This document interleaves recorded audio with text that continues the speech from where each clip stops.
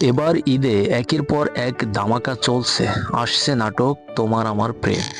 এই প্রথমবার এই প্রথমবার পরিচালক ইমরোজ শাওনের পরিচালনায় জোবান, তটিনী, ফারিন একসাথে অভিনয় করেছেন।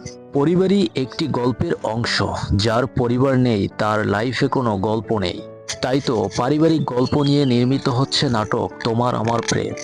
এই নাটকে অভিনয় করেছেন সময়ের জনপ্রিয় অভিনেতা ফারহান আহমেদ জোবান, তানজিম সেহরা তটিনী, ফারিন খান, দিলারা জামান, এছাড়া আরও অনেক গুণী অভিনয় শিল্পী। এই তোমার আমার প্রেম নাটকের গল্পের শুরুর দিকে যেমনই সুন্দর তেমনই রঙিন।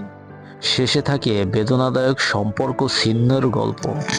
তোমার আমার প্রেম শুধু একটি নাটক নয়, এখানে পারিবারিক গল্পের প্রতিচ্ছবি ফুটে উঠেছে। তোমার আমার প্রেম নাটকের গল্পে সবাই দুর্দান্ত অভিনয় করেছেন। এক নায়ক, দুই নায়িকা, সব মিলিয়ে তাদের রসায়ন, বোঝাপড়া, কেমিস্ট্রি কেমন হতে পারে আন্দাজ তো করাই যাচ্ছে।